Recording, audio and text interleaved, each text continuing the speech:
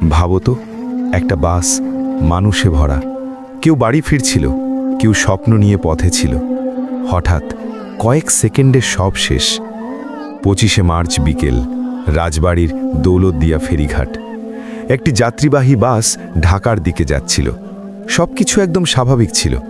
যাত্রীরা কেউ ফোনে কথা বলছিল, কেউ জানালার বাইরে তাকিয়েছিল, কিন্তু কেউই বুঝতে পারেনি সামনে কি ভয়ঙ্কর ঘটনা অপেক্ষা করছে।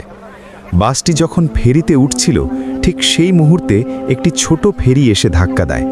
একটা মুহূর্ত ড্রাইভার নিয়ন্ত্রণ হারিয়ে ফেলে, আর তারপর পুরো বাসটা সোজা পড়ে যায় পদ্মা নদীর গভীরে। চারদিকে চিৎকার শুরু হয়ে যায়। কেউ জানালা ভাঙার চেষ্টা করছে, কেউ শেষবারের মতো নিঃশ্বাস নেওয়ার চেষ্টা করছে। বাঁচার জন্য মরিয়া হয়ে উঠেছিল সবাই, কিন্তু পদ্মার পানি খুব দ্রুত সবকিছু গ্রাস করে ফেলে। কয়েক মিনিটের মধ্যেই বাসটি পুরোপুরি পানির নিচে হারিয়ে যায়। তবুও কিছু মানুষ অলৌকিকভাবে বেঁচে যায়।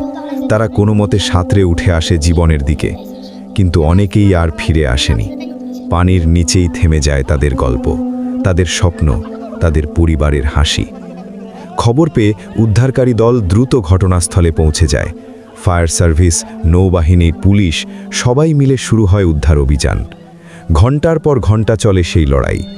এক এক করে নদী থেকে তুলে আনা হয় নিথর দেহ, আর প্রতিটি দেহের সাথে ভেঙে যায় একটি করে পরিবার।